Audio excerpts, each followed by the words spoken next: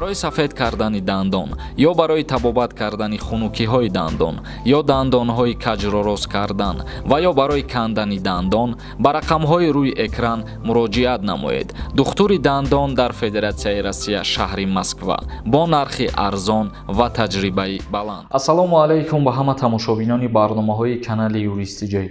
تماشابینان عزیز، از همه شما احترامانه خواهش می‌کنیم که همین ویدیو ما را دستگیری کنین تا کانال ما با همین ویدیو با 200,000 ابونچی برسه و اودیتور ما باز هم کلانتر میشود. هزار رحمت کلان کسایی که ما را دستگیری میکنن و برنامه‌های ما را تماشا میکنن، از همتون می‌ندارم. امروز ما یک خبر نو به شما میرسونیم و کامنتاری ها را میخوانیم. ویدیو را با دقت گوش کنین. وزارت کارهای داخلی فدراسیای روسیه میتواند مهاجران را برای نقض ترتیبات جمعیتی اخراج کند. یعنی که در کودکس حقوق ویرانکنی مأموری ادمنستراتیوی правонарушения شخصیت‌هایی که صادر میکنند از جبهه و شخصیت‌ها را یک قانونی نو داخل میکنند برایشان که اخراج کرده شوند. در سال نو مقامات روسیه به اصلاحات قانونگذاری مهاجرت با مقصد تأمین امنیت جامعه شروع نمودند. پس از این تغییرات در پی قانون شکنی شدید مأموری کارگران مهاجر اخراج خواهند شد. در این باره سردار ریاست مهاجرت وزارت کارهای داخلی فدراسیای روسیه والنتینا کازاکова خبر داد مسئله وارد کردن تغییرات به کودکس حقوق ویرانکنی مأموری فدراسیای روسیه در رابطه با جاری کردن جوابگری به خارجیان در شکل اخراج برای صادر نمودن حقوق ویرانکنی مأموری دغلانه بررسی می شود. شرح داده است والنتینا کازاکова. با گفته او این نوار بخشی از کارهای تکمیلی مکانیزم های نظارتی بودوباشی خارجیان در روسیه می باشد و یادآور شد که در چارچوبه اصلاحات قانونگذاری مهاجرت جاری کردن سند یگانه در فرمت الکترونی در نظر است که اطلاعات خصوصی نفر وارد شده در آن ثبت کرده می شود. قبلا گفته می شود از 1 ینوار سال 2022 قانون اعتبار پیدا خواهد کرد که به اخراج مهاجران غیر قانونی از قلمرو فدراسیای روسیه اجازت می‌دهند. همچنان از 29 دکبر سال 2021 به این سو خارجیانی که به مدت بیش از 90 روز در خاک روسیه باقی میمانند ملزم به سپاریدن ایزی انگشت و عکس برداری هستند. یعنی برادران عزیز، قانون نو در کودکس حقوق ویرانکنی مأموری فدراسیای روسیه وارد میکنند. در عبارت خیلی که ما گفتیم والنتینا کازاکова شرح داد و قید نمود هر یک مهاجری که нарушение میکنه ادمنستراتیوی правонарушение میکنه و چهارچوبه قانون رعایت نمیکنه با ویران کردن قانون، یعنی که با ادمنستراتیوی правонарушение کردنش الکی او شهروند خارجی از قلمرو روسیه دپورتاسیا میکنن. با همین خاطر برادران عزیز، در هر جایی که قرار دارین با حجت‌های قانونی بگردین و قانونی گشت و گذار کنین. در مناقشه ها، در جنگ ها، در زد و خورد ها همراه نشوین تا که به سر اختان پرابلم میایه و در عذاب و مشقت گرفتار میشین. با همین خاطر هر یک کسی که در روسیه قرار داره برای کار و فعالیت سفر کرده و ای پای کارتون بشین قانون و قاعده را رعایت کنین. داکومنت های правильні، یعنی که فالشیوی نباشه، شما را یگان کس یگان چی نمیگه. و این حال برای ادمنستراتیوی правонарушения دپورت کردستان از حاضری، یعنی که یک تشتراف داشتگی باشی. اگر ممکن ویست محکم میکنن که اختان درک نمیوین. یا که مثال میگیریم اگر در یگان مقصد در ماشین تا حتی ششتگین انا همون شترافی که برای ریمنت میکنند انا همیرم الکی میتونه که ویزدی شما را محکم کنه و شما خودتان بدرک باشین.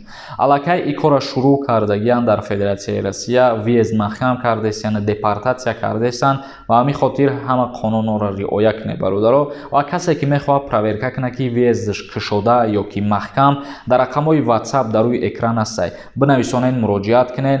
پروورکا میکنه که شما دپورتاسین یا که نه، نگفته نمونه که پروورکا کردن او برادر پولکیه سومش میپرتوین و پروورکا میکنه به شما جواب میگردونه. داروخانه شفا فرما داروهای با صفت و ارزان را به شما پیشنهاد مینماید. اپیمدیوم پاستا برای خنکی های بدن، روغن گلی صدبرگ برای درد سر، درد دل و گردش خون را خوب کردن و این چنین داروها برای زیاد کردن ریش و زیاد کردن وزن вазни шумо ё кам кардани вазни шумо ва равғани сиёҳдона барои ҳама намуди дардҳо ҳатман аз номи канали юристиҷай муроҷиат кунед. Ширкати шифо доруҳои арзон ва босифо. Салом акаҷон, худованд нигаҳбонат боша. Пешравӣ бар шумо мехоҳам. Ака як савол буд, ҷавоб медодӣ. Ростае ака ки Тоҷикистон Москва омадан дар аэропорт ва яъни билет мепарсанд? Ростае ака? Пешакӣ раҳмат.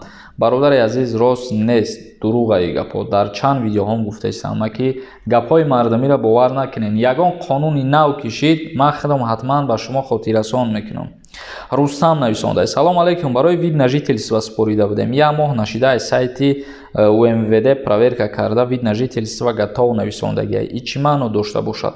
Яъне ки проверка кардагӣ бошен аз УМВД Россия вид на жительство готова нависондагӣ бошад, значит тайёр шудагӣ метавонед ки брен дастрас кунед. Ва мо як услугаи нави дигарам ташкил карданием, проверкаи вид на жительство, проверкаи паспорти Россия оригинала ё ки фалшиви, ҳамин услугарам ташкил карданием. Касе ки розӣ бошад дар комментария бинависонед, рӯзои наздик амирам ташкил карданием иншааллоҳ. Суҳроб Давлатов нависондаед. Салом акаи Сормон, агар мо патента 3 моҳа платит кунем, Тоҷикистон рафта оем, мо метавонем пеш аз 3 моҳ оем боз кор кунем ва ҳангоми биромадан мигратсиони картара мегирам, баъд проблема намешава? Илтимос гӯед, мо наворҳои шуморо тамошо мекунем.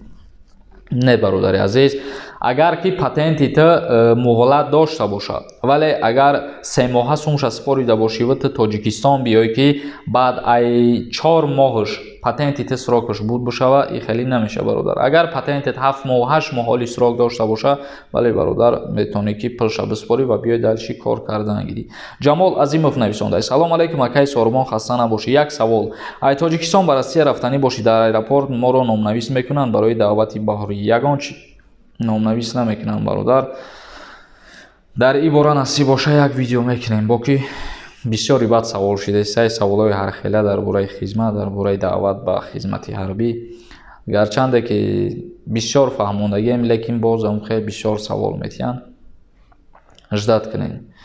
Маърифат Давлатова нависондай. Салом Сорбон, бугӯ илтимос картае ки барои мигрантҳо бироварданд чанд сум будай ва ягон кас гирифтааст ё не? Илтимос дар ҳамин бора ягон чӣ мегуфтӣ? Раҳмат. Намедонам рости гап, яъне ки картаи пластикиро дар назар дошта бошен, сумша ман намедонам ки чанд сумай, вале ҳар як муҳоҷир бояд ҳамун гуна карта бигира ва ҳама маълумотҳоша дар дохили ҳамун карта ворид кунад. Мамаҷон Давлатов нависондаст. Салом, ман як модари тоҷик, кӯдакҳои мара оташон гражданини Россия кардагианд. Ҳозир ягон бор набурдаишон Россия. Ёдам загран кадан дар кора ё ба паспорти гражданшон рафта метавонанд Тобистон дар рафтанием илтимос. Агар кӯдакҳорам гражданствои Россия дошта бошанд, леки ҳамворам загранпаспорт мегиранд, ба ҳамон хотир двойное гражданство дошта бошанд, агар ба ҳамон хотир загранпаспорт дар кора. Ва агар дар назар дошта бошанд ки падараш гражданина ё фарзандо оли гражданин нестанд, рафта гражданство мегиранд, бале дар инҷа ҳатмияи мақсад загранпаспорт дар кора, билет дар кора, давернис дар кора падаршон.